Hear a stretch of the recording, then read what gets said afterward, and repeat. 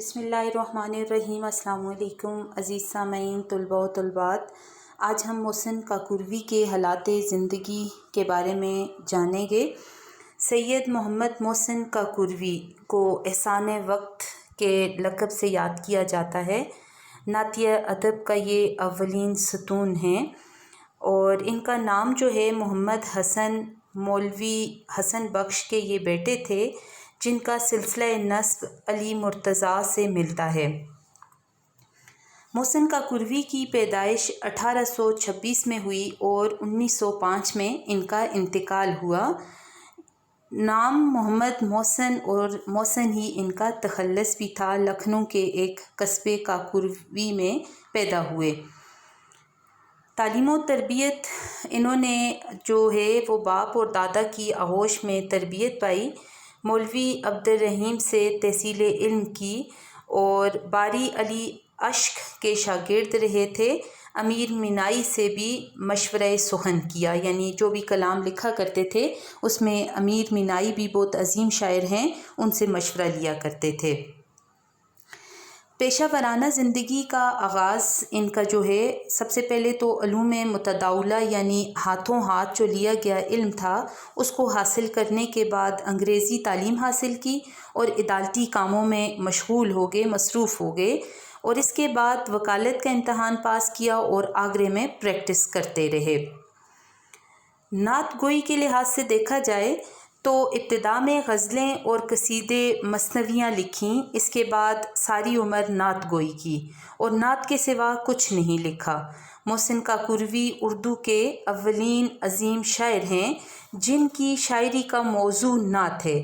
آپ نے 16 سال کی عمر میں ایک ایسا شاندار نعتیہ قصیدہ لکھا جو خیالات کی پاکیزگی، جذبات کی صداقت، ندرت بیان اور تعظیم و محبت کی حدود سے قائم رہنے کی وجہ سے ایک شاہکار قصیدہ سمجھا جاتا ہے۔ محسن کا قصیدہ سراپا رسول صلی اللہ علیہ وآلہ وسلم بھی کافی شہرت رکھتا ہے، اور محسن کے قصائد کے علاوہ کئی مذہبی مثنویاں بھی لکھی گئی ہیں۔ آپ کا کلام مختلف امتحانات کے نصاب میں بھی شامل ہے۔ روایت ہے کہ محسن 9 سال کے تھے، انہوں نے خواب میں رسول اللہ صلی اللہ علیہ وآلہ وسلم کی زیارت کی، جس پر اظہار مسرت کے طور پر انہوں نے ایک فارسی نظم لکھی۔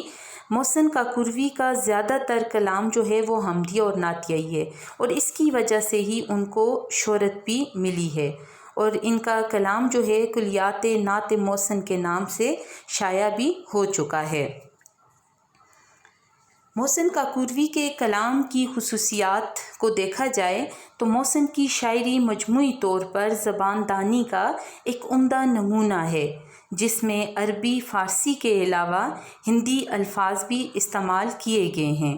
ان کی نعتوں میں صداقت اور خلوص موجود ہے، اور ان کا اسلوب شگفتہ اور رواں دواں ہے، یعنی طرز تحریر جو ہے وہ آگے کی طرف رواں دواں ہے۔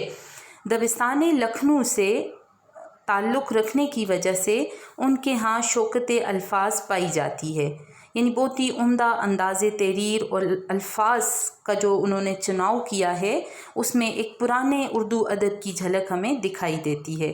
ان کی زبان کوثر و تسنیم یعنی انتہائی پاکیزہ، پانی سے دھلی ہوئی ہے، یعنی وہ جو بھی الفاظ اٹھاتے ہیں انتہائی پاکیزہ اور شستہ انداز میں اٹھاتے ہیں۔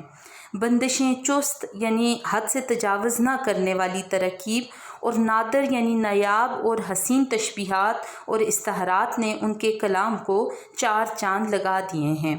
ان کے ہاں الفاظ کا چناؤ اور مضمون کی بلندی ہمیشہ ہم آہنگ نظر آتی ہے، اور یہ چیز ان کی قادر الکلامی کی دلیل ہے، یعنی ان کو اپنے کلام پر پوری قدرت حاصل ہے، پوری مہارت حاصل ہے۔ نعتوں کے علاوہ ان کے مجموعہ کلیات میں صحابہ اکرام رضی اللہ تعالیٰ عنہ کے مناقب بھی موجود ہیں۔ منقبت کا آپ کو پتہ ہوگا کہ منقبت ایسا کلام، ایسی نظم جس میں صحابہ اکرام کے حالات زندگی لکھے جاتے ہیں اس کو منقبت کہتے ہیں، اور مناقب منقبت کی جمع ہے۔ اور بعض دیگر اصناف پر بھی اشعار ملتے ہیں جن میں تاریخ گوئی بھی، یعنی تاریخ کے اوپر بھی ان کا کلام ہمیں نظر آتا ہے۔ محسن کاکوروی کی اہم تصانیف میں، یعنی ان کا جتنا بھی کلام ہے جو انہوں نے لکھا، وہ ایک ہی جو ہے وہ کتاب یعنی کلیات نعت محسن کے اندر شائع ہو چکا ہے۔ عزیز سامعین، یہ مختصر سا تعارف تھا محسن کاکوروی کا۔ امید ہے کہ ان کے حالات زندگی کا مختصر جائزہ آپ کو سمجھ آ گیا ہوگا۔ اس کے ساتھ ہی اب اجازت چاہوں گی۔ اللہ حافظ۔